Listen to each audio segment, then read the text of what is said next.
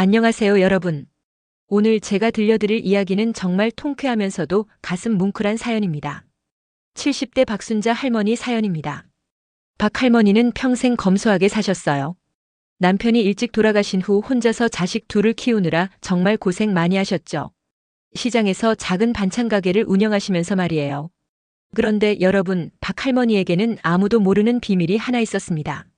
사실 할머니는 부동산 투자에 재능이 있으셔서 젊을 때부터 조금씩 투자해서 상당한 재산을 모아두셨거든요. 하지만 자식들에게는 절대 말씀하지 않으셨어요. 자식들이 돈에 의존하지 말고 스스로 열심히 살기를 바라셨거든요. 박 할머니에게는 보물 같은 손자가 하나 있었습니다. 둘째 아들 민수의 아들인 지훈이었어요. 지훈이는 어려서부터 공부도 잘하고 할머니를 정말 사랑했습니다. 몇 년 전 지훈이가 고등학교를 졸업할 무렵이었어요. 며느리 정미 씨가 찾아와서는 이런 말을 하더라고요. 어머니, 지훈이가 미국 유학을 가고 싶어 해요. 근데 우리 형편으로는 도저히 감당이 안 되거든요. 혹시 어머니께서 도움을 주실 수 있을까요? 3천만 원 정도면 될 것 같아요. 박 할머니는 물론 기꺼이 도와주셨습니다. 사실 억 단위 재산을 가지고 계셨지만 평소처럼 검소한 척하시면서 적금을 깨서 어렵게 마련했다고 말씀하셨어요. 그런데 여기서부터 정미 씨의 진짜 모습이 드러나기 시작합니다. 동네 사람들을 만날 때마다 이런 말을 하기 시작한 거예요. 우리 지훈이 미국 유학 보내는 거 아세요? 제가 정말 고생해서 준비했어요. 시어머니가 좀 보태주긴 했지만 당연한 거잖아요. 손자 교육비는 조부모가 되는 게 맞죠. 박 할머니가 전액을 대주신 건 쏙 빼먹고 말이에요. 친정 식구들한테는 더 심한 말을 했어요. 시댁에서 돈 좀 나왔는데 그것도 우리가 졸라서 겨우 받은 거예요. 요즘 시댁들은 인색하다니까요. 우리 세대는 시부모 눈치 보느라 고생이에요. 이런 말들이 박 할머니 귀에 들어올 때마다 정말 서운하셨지만 손자를 위해서라면 참을 수 있다고 생각하셨어요. 지훈이가 미국으로 떠난 후에도 매달 생활비를 보내달라는 연락이 왔습니다. 할머니는 묵묵히 보내주셨어요. 실제로는 충분한 돈이 있으셨지만 여전히 어렵게 마련해서 보낸다고 하셨거든요. 그런데 며느리와 아들의 태도는 점점 더 심해졌습니다. 가족 모임에서 정미 씨가 이런 말을 했어요. 요즘 애들 교육시키기 정말 힘들어요. 다행히 제가 잘 관리해서 지훈이는 잘 지내고 있어요. 부모 세대는 당연히 지원해야죠. 그게 의무 아니에요? 심지어 아들 민수도 이런 말을 하더라고요. 엄마, 지훈이 학비 때문에 저희가 정말 고생하고 있어요. 엄마도 좀 더 적극적으로 도와주세요. 다른 집 시어머니들은 집까지 팔아서 손자 뒷바라지 한다던데요. 박 할머니는 이 말을 듣고 정말 충격을 받으셨어요. 자신이 이미 엄청난 돈을 대주고 있는데 아들까지 이런 식으로 말하다니요. 그 후로도 며느리의 막말은 계속됐습니다. 동네 부인회에서는 이런 말까지 했어요.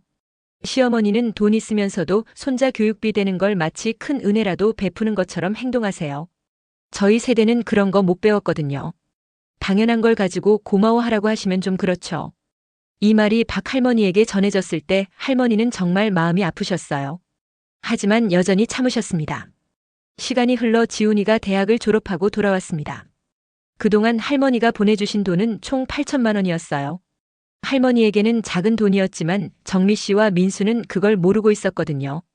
지훈이가 돌아온 후 첫 가족 모임에서였습니다. 정미 씨가 또다시 이런 말을 했어요.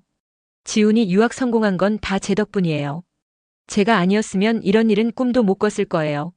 시어머니는 좀 도와주셨지만 사실 별로 큰 도움은 안 됐어요. 그 순간 지훈이가 갑자기 일어나더니 할머니 앞에 무릎을 꿇고 큰절을 했습니다. 할머니, 저 다 알고 있어요. 제 학비를 전부 대주신 분이 누구인지. 엄마가 할머니 욕하는 것도 다 들었어요. 할머니가 아니었으면 저는 유학은커녕 대학도 못 갔을 거예요. 정미 씨의 얼굴이 하얗게 질렸습니다. 주변 가족들도 술렁이기 시작했어요. 그때 박 할머니가 조용히 일어나셨습니다. 여러분, 사실 제가 말씀드릴 게 있어요. 저는 여러분이 생각하시는 것만큼 가난하지 않습니다. 모든 사람들이 깜짝 놀랐어요. 할머니가 계속 말씀하셨습니다. 제가 젊을 때부터 부동산 투자를 좀 했었어요. 지금 제 재산은 15억 정도 됩니다. 지훈이 학비로 들인 8천만 원은 제게는 큰 돈이 아니었어요. 모든 사람들이 입을 다물지 못했습니다. 특히 정미 씨와 민수는 얼굴이 새파래졌어요. 할머니가 계속 말씀하셨어요. 사실 이 돈은 원래 민수에게 줄 생각이었어요. 민수가 사업을 시작하거나 집을 사고 싶을 때 도와주려고 모아둔 거였거든요. 그런데 그동안 며느리와 아들의 행동을 보면서 정말 실망했습니다. 정미 씨가 떨리는 목소리로 말했어요. 어머니, 그럼 왜 그동안 말씀을? 할머니가 차갑게 대답하셨습니다. 자식들이 돈에 의존하지 말고 스스로 열심히 살기를 바랐거든요. 그런데 여러분은 제가 어렵게 도와드린 걸 당연하다고 여기더군요. 심지어 고마워하지도 않고 뒤에서 욕까지 했죠. 민수가 급하게 말했어요. 엄마, 제가 잘못했어요. 사실 저는 몰랐어요. 정미가 그런 말을 했는지. 하지만 할머니는 차갑게 말씀하셨어요. 민수야, 너도 똑같았어.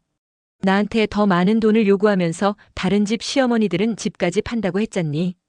그때 정말 서운했다. 그 자리에 있던 모든 사람들이 숨도 못 쉬고 있었어요.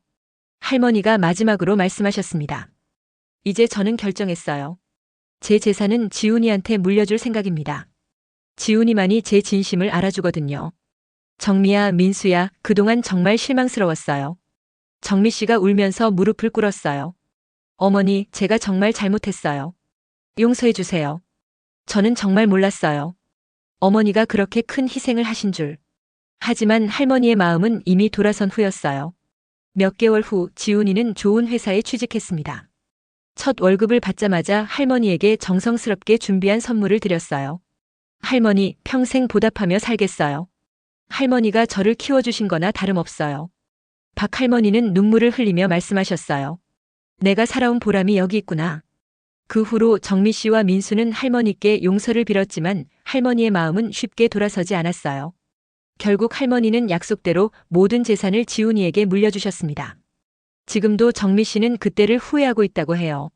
15억이라는 엄청난 재산을 날린 것도 그렇지만 무엇보다 시어머니의 마음을 다치게 한 것을 가장 후회한다고 합니다. 정미 씨는 그날 밤부터 잠을 이루지 못했다고 해요. 15억이라는 돈도 돈이지만 무엇보다 자신이 그동안 얼마나 나쁜 사람이었는지 깨달았거든요. 며칠 후 정미 씨는 다시 할머니를 찾아갔습니다. 무릎을 꿇고 빌었어요. 어머니, 정말 죄송해요. 제가 너무 못됐어요. 어머니의 희생을 당연하게 여기고 심지어 욕까지 했어요. 제발 한 번만 용서해 주세요. 하지만 할머니는 차갑게 말씀하셨어요. 정미야, 내가 한 말들을 내가 다 기억하고 있어. 당연한 거라고, 시댁돈은 받아야 한다고, 내가 인색하다고 했지. 그런 말들이 얼마나 가슴 아팠는지 너는 모를 거야. 정미 씨가 울면서 말했어요. 저는 정말 몰랐어요. 어머니가 그렇게 큰 재산을 가지고 계신 줄도 몰랐고 어머니가 얼마나 희생하고 계신지도 몰랐어요. 할머니가 한숨을 쉬며 말씀하셨어요. 그게 문제야. 돈이 많고 적고가 중요한 게 아니라 마음이 중요한 거야. 내가 가난하다고 생각했을 때도 고마워했어야지. 그런데 넌 당연하다고 생각했어. 민수도 옆에서 빌었어요. 엄마, 저도 정말 잘못했어요. 제가 아내를 잘못 교육했어요. 다시 한 번만 기회를 주세요. 하지만 할머니의 결정은 변하지 않았어요. 늦었어. 이미 변호사를 만나서 유언장도 썼어. 내 재산은 지훈이가 물려받을 거야. 지훈이만이 진짜 내 마음을 알아줬거든. 그 후로 몇 달 동안 정미 씨와 민수는 계속 찾아와서 빌었지만 할머니의 마음은 돌아서지 않았어요. 어느 날 동네에서 우연히 만난 정미 씨의 친구가 이런 말을 했어요. 정미야, 너 진짜 바보구나. 시어머니가 그렇게 부자인 줄 알았으면 극진히 모셨을 텐데. 이제 15억을 날린 셈이네. 정미 씨는 그 말을 듣고 더욱 후회했어요. 돈 때문만은 아니었어요. 진정으로 할머니를 사랑했던 마음도 있었거든요. 하지만 그 마음을 제대로 표현하지 못했던 거죠. 한편 지훈이는 할머니와 더욱 가까워졌어요. 주말마다 할머니를 찾아뵙고 함께 시간을 보냈습니다. 할머니도 지훈이와 함께 있을 때만은 정말 행복해 하셨어요. 지훈이가 말했어요. 할머니, 저는 돈 때문에 할머니를 사랑하는 게 아니에요. 어려서부터 저를 진짜 가족처럼 아껴주신 할머니가 너무 고마워요. 할머니가 눈물을 글썽이며 말씀하셨어요. 그래, 너만이 할머니 마음을 알아주는구나. 할머니가 아무리 늙어도 너는 항상 내 편이구나. 몇 년이 흘렀습니다. 지훈이는 승진을 거듭해서 회사에서 인정받는 직원이 되었어요. 그때마다 할머니에게 감사 인사를 드렸습니다. 정미 씨와 민수는 여전히 후회하고 있어요. 특히 정미 씨는 동네에서 만나는 사람들마다 자신의 실수를 말하며 후회한다고 해요. 시어머니 마음을 너무 모르고 살았어요. 그분이 얼마나 큰 희생을 하셨는지, 얼마나 저희를 사랑하셨는지 이제야 알겠어요. 하지만 이미 늦었죠. 여러분, 이 이야기가 주는 교훈이 뭘까요? 진정한 은혜는 당연한 게 아니라는 거죠. 누군가의 희생과 사랑을 당연하게 여기는 순간 그 소중한 인연을 잃을 수도 있다는 걸 잊지 마세요. 그리고 때로는 겉보기와 다를 수 있다는 것도 기억해 주세요. 박 할머니처럼 검소하게 사시는 분들 중에도 놀라운 분들이 많거든요. 가족이라는 이유로 당연하다는 생각으로 누군가의 마음을 함부로 대하지 마세요. 감사할 줄 아는 마음, 그것이 진정한 가족의 시작이니까요.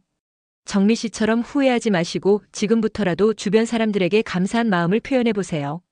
그래야 진정한 행복을 찾을 수 있을 거예요.